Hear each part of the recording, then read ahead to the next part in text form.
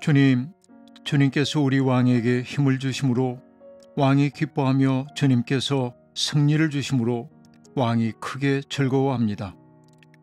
왕이 소원하는 바를 주님께서 들어주시고 왕의 입술로 청원한 바를 주님께서 물리치지 않으셨습니다. 온갖 좋은 복을 왕에게 내려주시고 왕의 머리에 순금 면류관을 씌워주셨습니다. 왕이 주님께 생명을 구했을 때 주님께서는 그에게 장수를 허락하셨습니다. 오래오래 살도록 긴 날을 그에게 허락하셨습니다. 주님께서 승리를 안겨주셔서 왕이 크게 영광을 받게 하셨으며 위엄과 존귀를 그에게 입혀주셨습니다.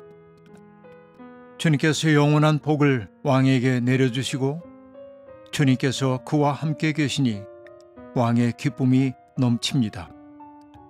왕이 오직 주님을 의지하고 가장 높으신 분의 사랑에 있다 있으므로 그는 결코 흔들리지 않을 것입니다. 임금님의 손이 임금님의 모든 원수를 찾아내며 임금님의 오른손이 임금님을 미워하는 자를 사로잡을 것입니다. 임금님께서 나타나실 때에 원수들을 불구덩이 속에 던지실 것입니다. 주님께서도 진노하셔서 그들을 불태우시고 불이 그들을 삼키게 하실 것입니다. 임금님께서는 원수의 자손을 이 땅에서 끊어버리실 것이며 그들의 자손을 사람들 가운데서 씨를 말리실 것입니다. 그들이 임금님께 악한 손을 뻗쳐서 음모를 꾸민다 해도 결코 이루지 못할 것입니다. 오히려 임금님께서 그들의 얼굴에 활을 겨누셔서 그들이 겁에 질려 달아나게 하실 것입니다. 주님, 힘을 떨치시면서 일어나 주십시오. 우리가 주님의 힘을 기리며 노래하겠습니다. 시편 21편 1절부터 13절 말씀. 시편 21편은 시편 20편과 짝을 이루는 시편이라고 말할 수 있겠습니다. 이 시편이 전쟁에 나가기 전에 승리를 거두기 위해 하나님 앞에 간청한 기도라고 한다면 이 11편은 하나님의 도우심으로 승리를 거둔 후 드리는 제사장의 감사 기도 혹은 축복문이라고 그렇게 말할 수 있겠습니다. 오랫동안 시편 21편은 왕들의 대관식 때 불리워지는 찬송가로 작곡되기도 했습니다. 그 영국 왕 찰스의 대관식 때도 이 찬송가가 불리워졌습니다. 오늘 이 시편이 일관되게 하고 있는 이야기는 전쟁의 승리는 왕의 전략이나 용기 혹은 군사력의 우위 때문이라기보다는 이길 힘을 주신 하나님의 은총 덕분이라고 그렇게 말하고 있습니다. 하나님은 절박한 기도와 청원을 들어주시는 하나님이다 라는 것이 이 시에 면면이 흐르고 있는 정서입니다. 그러하기에 하나님과 동행하는 사람들에게 주어지는 인생의 내용이 있다고 한다면 그것은 기쁨과 감사일 수밖에 없습니다. 하나님은 기름 부어 세우신 왕을 도우시는 분입니다. 하나님은 그에게 좋은 복을 내려 주십니다. 물론 그 복은 완제품으로서의 복은 아닙니다. 복은 언제나 가능성으로 주어집니다. 그 가능성을 현실로 바꾸어내는 것은 왕의 책무에 속한다고 얘기할 수 있겠습니다. 바로 그것이 왕의 소명입니다. 하나님은 왕의 머리에 순금 면류관을 씌우신다고 말하고 있습니다.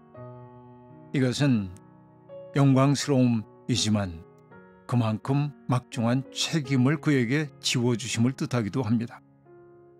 하나님은 왕에게 장수의 복을 내리신다고도 오늘 시편이 노래하고 있습니다.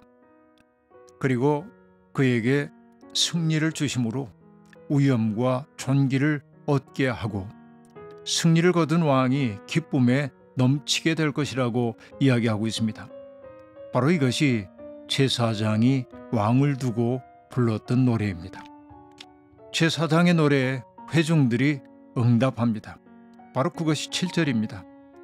왕이 오직 주님을 의지하고 가장 높으신 분의 사랑에 있다 있으므로 그는 결코 흔들리지 않을 것입니다 라고 말합니다.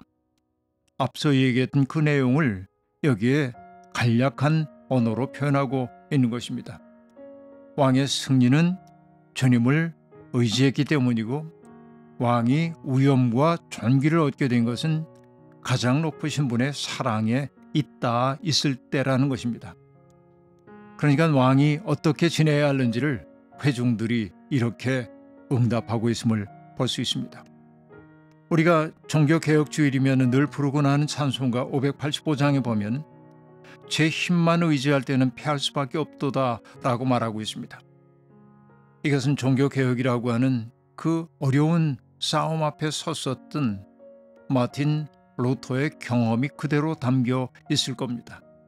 내 힘, 나의 지략, 나의 지성, 내가 가지고 있는 의지, 그것만 가지고는 감당할 수 없는 것이 믿음의 선한 싸움입니다. 왜냐하면 찬송가가 고백하고 있는 것처럼 마귀는 모략과 권세로 무기를 삼기 때문에 그렇습니다. 우리가 할 수 있는 일은 너무나 적지요. 그러나 이 찬송가는 문득 고백합니다. 우리가 두려움 속에 있었지만은 우리를 대신하여 싸우는 분이 계시다는 것입니다. 예수 그리스도. 우리를 대신하여 싸우시는 분이 우리 곁에 있음을 믿고 겁내지 말고 진리로 이기라고 찬송가는 말하고 있습니다. 바로 이 내용도 바로 7절이 의미하는 바라고 저는 생각하고 있습니다. 8절부터 등장하고 있는 이야기는 임금을 위한 기원이 담겨 있습니다. 임금이 해야 할 일입니다. 원수들을 찾아내고 원수들을 사로잡고 그들을 불구덩이 속에 던지라는 것입니다. 그럴 때 주님의 진노가 함께 하셔서 왕에게 승리를 줄 거라고 얘기하고 있습니다. 그리고 원수의 자손들을 끊어버려야 한다고 말합니다. 그리고 악한 자들이 임금을 향해 음모를 꾸며도 이루지 못할 것이라는 말도 여기에 등장하고 있습니다. 오히려 임금이 자기를 향하여 음모를 꾸몄던 이들의 얼굴에 활을 켜놓을 것이라고 이야기합니다. 오늘의 관점에서 보자고 한다면 이 시의 하반부는 차마 드릴 수 없는 기원처럼 보입니다. 왜냐하면 원수까지도 사랑하라 하셨던 예수님의 가르침과 어긋나는 것으로 보이기 때문에 그렇습니다. 하지만 어떤 텍스트를 보더라도 오늘의 관점에서 과거를 오늘의 빛으로 바라봐서는 안 됩니다. 바로 이 시의 삶의 자리는 왕들 간의 싸움이 백성들의 절박한 생존의 문제가 되고 있던 그런 시기를 감안하고 볼 때 이 시는 제대로 보이는 것이죠. 막강한 적들로부터 자기들을 지켜주는 전사로서의 왕의 이미지, 바로 이것이 사람들에게는 소망처럼 느껴졌던 것입니다. 우리는 시편을 보면서 특별히 저주 시편에 대한 불편한 감정이 있습니다. 누군가가 잘못되기를 바라는 그런 시편들 말입니다. 그래서 우리는 우물쭈물 그 시들을 뒤로 감추려고 하기도 합니다. 하지만 우리는 그 저주 시편조차도 직면해야 합니다. 시편의 위대함은 우리가 인간으로 갖는 진실한 감정을 부정하지 않고 그것을 그대로 하나님 앞에 드러내므로 하나님과 사람 앞에서 성찰하도록 이끌어주기 때문에 그렇습니다. 사람들을 향하여 그런 저주의 말을 한다고 한다면 우리는 내 마음속에 또 다른 장벽들이 생기는 걸 느낄 겁니다. 그러나 하나님 앞에 내 마음속에 일고 있는 부정적 감정까지 다 내놓을 때 주님은 그 마음조차 치유해 주시는 분위기에 시편은 그런 의미에서 아주 강력한 치료제라고 얘기할 수 있겠습니다. 그리고 13절 마지막 구절은 주님 힘을 떨치시면서 일어나 주십시오. 우리가 주님의 힘을 기리며 노래하겠습니다 라고 말합니다. 이제는 싸움에서 승리를 거두는 것은 바로 왕이지만은 그 왕으로 하여금 승리를 거두게 하는 분이 하나님의 힘을 믿기에 하나님이 동행해 주실 것을 원하고 있습니다. 힘을 떨치시면서 일어나 주십시오 라는 이 노래는 법궤를 모시던 제사장들이 법궤를 메고 일어날 때 하던 노래로 보입니다. 그러니까 하나님이 임재하실 때 우리는 승리를 거두게 되겠고 또 감사와 기쁨의 열매를 거두게 될 거라고 하는 고백이 이 구절 속에 담겨 있다고 볼 수 있겠습니다. 하나님, 앞에는 홍해가 넘실거리고 뒤에는 바로의 병거가 굉음을 울리며 다가올 때 이스라엘은 공포에 사로잡혔습니다. 하나님은 두려워 떠는 이들에게 너희는 가만히 있어 내가 하는 일을 보라고 하시며 홍해에 길을 내셨습니다.